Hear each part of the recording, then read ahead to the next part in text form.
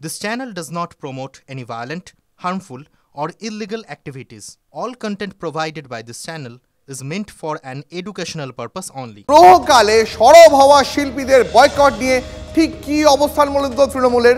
কুণালের মন্তব্য খারিজ করে দিয়েছেন অভিষেক বন্দ্যোপাধ্যায়, আর সেই খারিজ করার পর তৃণমূল এই মুহূর্তে চূড়ান্ত টানাপোড়েন। কুণালের শিল্পী বয়কট মন্তব্য খারিজ করে দেন অভিষেক বন্দ্যোপাধ্যায়। অভিষেক বন্দ্যোপাধ্যায় বলেন যে দলীয় কোনো নিয়ম বা নীতি এখনো পর্যন্ত হয়নি যে এই শিল্পীদের বয়কট করতে হবে। পাল্টা কুণাল বলেন, আমি যা বলেছি সেটা দলের অবস্থান। এই নিয়ে চূড়ান্ত টানাপোড়েন চলছে তৃণমূলের মধ্যে। আরও বিস্তারিত জানতে কথা বলবো আমাদের সঙ্গে আমাদের সহকর্মী সৌরভ গুহ রয়েছেন। সৌরভের কাছে যাবে, তবে তার আগে আপনাকে সবার প্রথমে শোনাই তৃণমূলের মুখপাত্র কুণাল ঘোষ তিনি সবার আগে যে মন্তব্য করেছিলেন শিল্পী বয়কট নিয়ে সেই মন্তব্য, তারপর অভিষেক বন্দ্যোপাধ্যায়ের গতকালের মন্তব্য যেখানে তিনি দলের অবস্থান স্পষ্ট করে দেন। আর অভিষেক বন্দ্যোপাধ্যায় বলার পর আজ তৃণমূল নেতা মুখপাত্র কুণাল ঘোষ আবার কি বলেছেন পরপর শোনাবো। যারা এই মুখ্যমন্ত্রী এবং দলের সমর্থক, দলের বিরুদ্ধে এই চূড়ান্ত কুৎসাগুলো করেছে, সেই কজনকে মঞ্চে ডাকা যাবে না। কার শিল্পী সত্তা? কিসের শিল্পী সত্তা? যখন সে চটিচাটা বলে তখন কোন শিল্পী? গানের শিল্পী যদি মুখে এসে বলে চটিচাটা, তার কিসের শিল্পী সত্তা? আমাদের পার্টির অনুষ্ঠানে কাদের ডাকবো সেটা আমরা ঠিক করব। যেমন একজনের রাস্তায় নেমে প্রতিবাদ করার স্বাধীনতা আছে, কেউ যদি একটা প্রোগ্রাম করে কাউকে আনতে চায় তার স্বাধীনতা রয়েছে। এটাকে সেভাবে দেখা, সেই দৃষ্টিভঙ্গি থেকে দেখা একদমই ঠিক নয়। পার্টির তরফ থেকে তো কেউ নির্দেশ দেয়নি। না না, কে বলেছে? না, সে টুইটে ব্যক্তিগতভাবে তিনি বলতে পারেন। পার্টির তরফ থেকে কেউ নির্দেশ দিয়েছে? আপনি কোথাও কোনো বিজ্ঞপ্তি দেখেছেন? কোনো নোটিফিকেশন দেখেছেন? যখন ওয়ার্কিং কমিটির মিটিং মমতা বন্দ্যোপাধ্যায় ডেকেছিল তখন এ বিষয় নিয়ে কোনো আলোচনা হয়েছিল বলে আপনারা শুনেছেন? মমতা বন্দ্যোপাধ্যায় কিছু বলেছে? দলের তরফ থেকে আমি পার্টির জেনারেল সেক্রেটারি কিছু বলেছি? প্রদেশের রাজ্যের সভাপতি কিছু বলেছে? না। আমরা সবার স্বাধীনতায় বিশ্বাস করি। আমি এগুলো, আমার কাছে একজন, আমি নাম করছি না, আমার কাছে 4 দিন আগে একজন শিল্পীর ফোন এসেছিল। সে বলল যে আমি শুনতে পেরেছি যে আরজি করার সময় আমরা প্রতিবাদ করেছিলাম বলে আমার একটা সেখানে শো করার কথা ছিল, আগামী সপ্তাহে হঠাৎ করে আমায় ক্যান্সেল করে দিয়েছে। আমি সঙ্গে সঙ্গে, যেহেতু উনি আমাকে ব্যক্তিগতভাবে চেনেন, জানেন, আমাকে রিচ আউট করেছেন, আমাকে ফোন করেছেন, আমি সঙ্গে সঙ্গে যারা মেলা কমিটির সদস্য বা সভাপতি বা যারা কমিটিতে রয়েছে তাদের সাথে যোগাযোগ করি। তারা বলে যে এমন কোনো বিষয়ই নয়, এবং যিনি ফোন করেছিলেন তিনি প্রোগ্রামটা করছেন।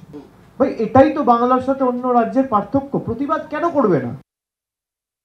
বিকৃত করছেন কেন? প্রতিবাদী মানে বয়কট একবারও বলা হয়নি। যারা প্রতিবাদের নামে মাননীয় মুখ্যমন্ত্রী মমতা বন্দ্যোপাধ্যায়, তৃণমূল কংগ্রেস এবং তৃণমূল কংগ্রেসের কর্মীদের অকথ্য ভাষায়, বিভিন্ন আপত্তিকর ভাষায় আক্রমণ করেছেন, কুৎসা করেছেন, কুরুচিকর আক্রমণ, সেই কজনকে বলা হয়েছে। এবং সেটা আমি তৃণমূল কংগ্রেসের একজন কর্মী হিসেবে যে আবেগ থেকে বলেছি, একদম ঠিক বলছি। নিজেদের বিবেক থেকে অবস্থান নেবেন, তবে এই বিষয়ে আমি আর কোনো কথা বলবো না। যা বলার আমাদের দলের চেয়ারপারসন মমতা বন্দ্যোপাধ্যায় বলবেন। মমতা বন্দ্যোপাধ্যায় যা বলবেন সেটা মেনে নেব। কিন্তু আমি আবার বলছি, এই যে প্রতিবাদী আর প্রতিবাদের নামে অসভ্যতাকারী, এদেরকে যে মিশিয়ে দেখানো হচ্ছে, এটা কিন্তু আমরা বলিনি।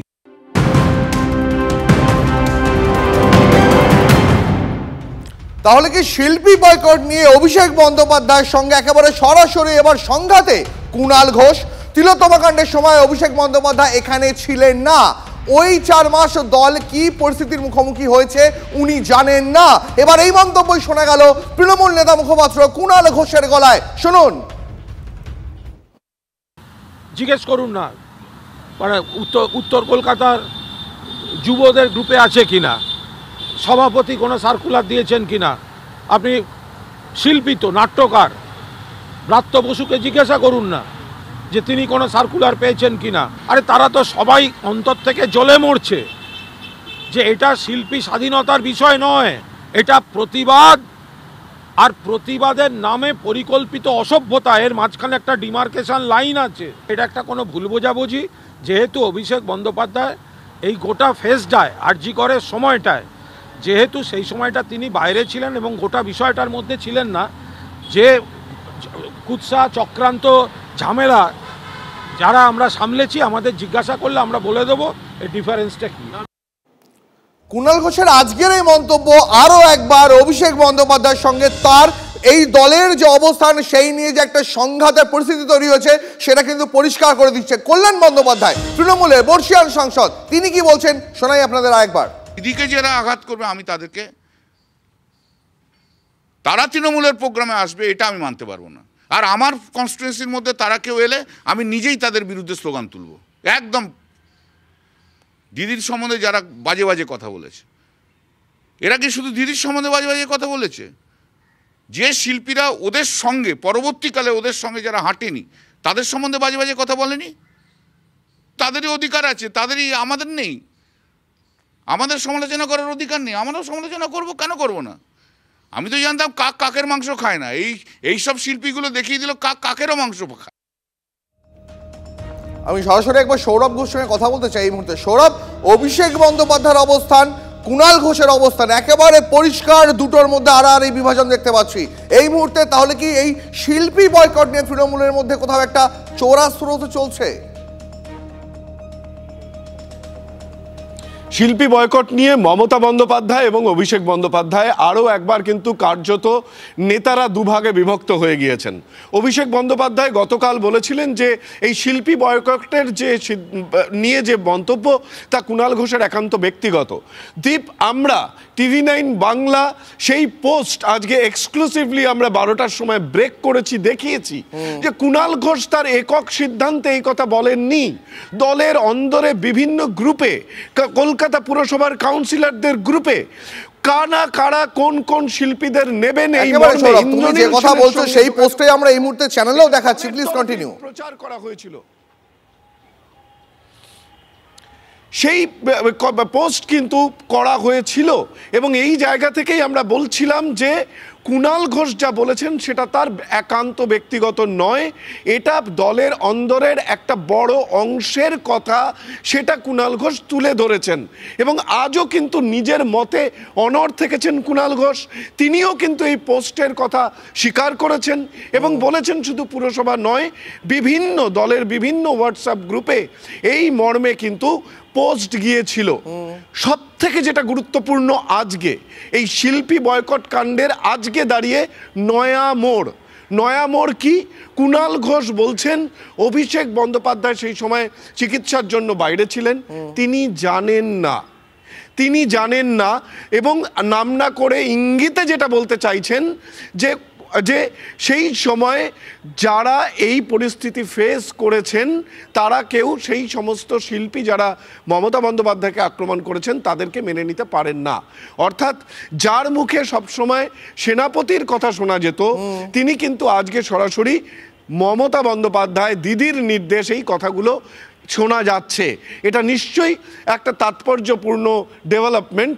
এবং অভিষেক বন্দ্যোপাধ্যায় এই যে তিলোত্তমা কাণ্ডের জেরে অসুস্থ এবং তিনি বাইরে ছিলেন, তিনি এটা ফেস করেননি, এই কথাটা কিন্তু কুণাল ঘোষ বলছেন এবং তিনি আরো বলছেন যে অভিষেক বন্দ্যোপাধ্যায় যদি তাকে ডাকে তিনি নিঃসন্দেহে বিশদে গোটা বিষয়টি বলবেন। নিজের মতে তোমার বিশ্লেষণের জন্য। তবে এই নিয়ে এই তৃণমূলের মধ্যে শিল্পীদের বয়কট করার যে চোরাস্রোত, সেটাকে রাজনৈতিক মহল এবং এর পাশাপাশি শিল্প সাংস্কৃতিক মহল কি চোখে দেখছে দেখাবো আপনাদের। কি বলছেন রুদ্রনীল ঘোষ বিজেপি নেতা, শোনাবো চৈতি ঘোষালের বক্তব্য।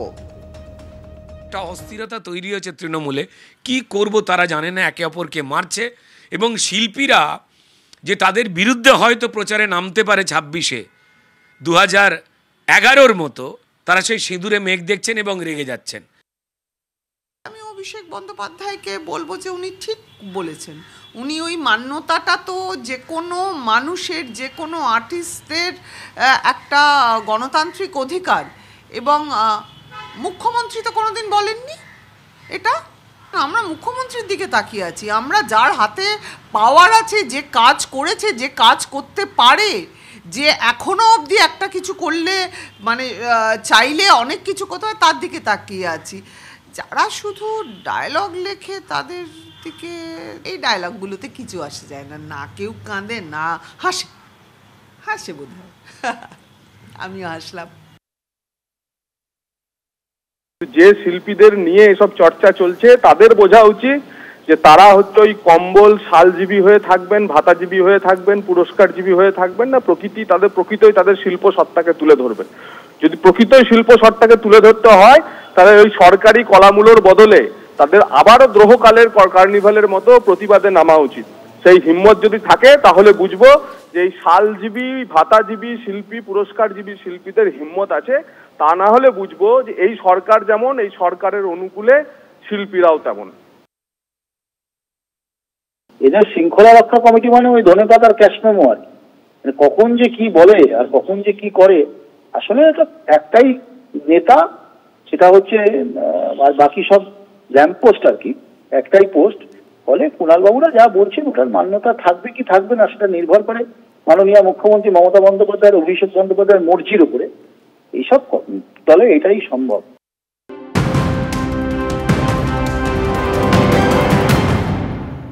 আর এবার যে খবরে নজর রাখবো, ফের মাথা মুড়িয়ে রাজপথে আন্দোলনের চাকরিজীবীরা। ওয়াই চ্যানেলে মাথা মুড়িয়ে প্রতিবাদ এসএলএসটি চাকরিজীবীরা বিক্ষোভ করুণাময়ীতেও। বিক্ষোভ আন্দোলনের জেরে করুণাময়ীতে তীব্র যানজট। 7ই জানুয়ারি সুপ্রিম কোর্টে এসএলএসটি মামলা শুনানি রয়েছে। অযোগ্যতা থেকে যোগ্যদের আলাদা করে চাকরি ফেরানোর দাবি। আজ বিকাশ ভবন অভিযানে এসএলএসটি শিক্ষক শিক্ষিকারা। এই মুহূর্তে করুণাময়ী ছবি দেখতে পাচ্ছেন আপনারা। করুণাময়ীতে এই মুহূর্তে চলছে প্রবল বিক্ষোভ মিছিল। এসএলএসটি চাকরিজীবীরা তারা এই মুহূর্তে বিক্ষোভ দেখাচ্ছেন করুণাময়ীতে। আর পাশাপাশি দুটো ছবি দেখাচ্ছি আপনাদের। এর আগে এই বিক্ষোভ মিছিল শুরুর আগে মাথা মুড়িয়ে, মাথা ন্যাড়া করে তারা প্রতিবাদ জানাচ্ছেন। ফের রাজপথে মাথা মুড়িয়ে আন্দোলনের চাকরিজীবীরা। ওয়াই চ্যানেলে মাথা মুড়িয়ে প্রতিবাদ এসএলএসটি চাকরিজীবীরা। বিক্ষোভ চলছে করুণাময়ীতেও। পাশাপাশি দুটো ছবি দেখাচ্ছি আপনাদের, একদিকে ওয়াই চ্যানেলের ছবি আর একদিকে করুণাময়ীর ছবি।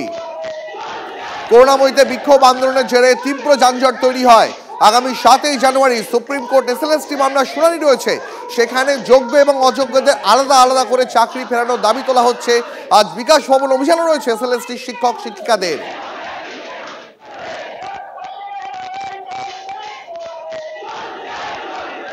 পাশাপাশি দুটো ছবি দেখাচ্ছি আপনাদের, একদিকে ওয়াই চ্যানেলের ছবি দেখাচ্ছি, সেখানে মাথা ন্যাড়া করে প্রতিবাদ, আর অন্যদিকে করুণাময়ীতে ব্যাপক বিক্ষোভ চলছে, সেই ছবি দেখতে পাচ্ছেন। এসএলএসটি চাকরিজীবীরা তারা বিক্ষোভ দেখাচ্ছেন একদিকে, আর অন্যদিকে তাদের প্রতিবাদ।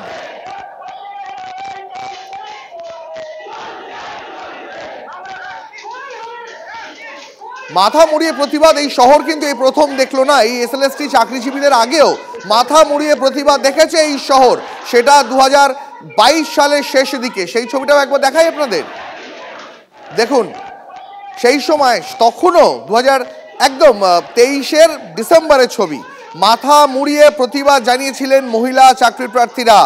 সেই ছবিটা দেখাচ্ছি আপনাদের, দেখতে পাচ্ছেন সেই ছবি। আর একদিকে দেখাচ্ছি আজকে সকালের ছবি, অর্থাৎ ধর্মতলার ওয়াই চ্যানেলের ছবি। সেই সময় চাকরি প্রার্থীরা, এমনকি মহিলা চাকরি প্রার্থীরাও, তারাও মাথার সমস্ত চুল কেটে প্রতিবাদ দেখিয়েছিলেন। আর এবার আপনাদের দেখাচ্ছি যারা এসএলএসটি শিক্ষক শিক্ষিকা, তারা চাকরিজীবী যারা, তারা ধর্মতলা ওয়াই চ্যানেলে একইভাবে মাথা ন্যাড়া করে প্রতিবাদ জানাচ্ছেন।